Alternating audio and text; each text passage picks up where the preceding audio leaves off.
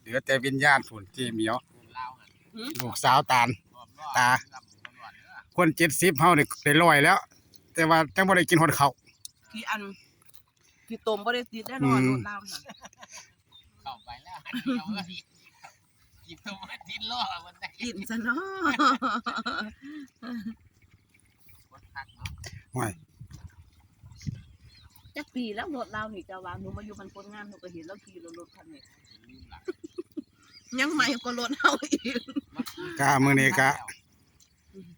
อันนั้นขนาดบ่ธรรมดากะได้ เอามือบ่ายก็ขึ้นติ ตกใจไทยดำหน้าจะทวงเด้อว่าโลกาให้หมาดำอีกมือนึงล่ะ คนนี่ล่ะดำนะ คนดำ กล้าคืบเดียวอีกมือนี้ก็ได้ไม่ธรรมดาเอา นี่กินไงเขาจะไม่กิน เจ้ามาเบิ่งแล้วการเจ้ามา เจ้าเขามาบอก เจ้ากำเนียนเราเนี่ยเนาะ มันยังไง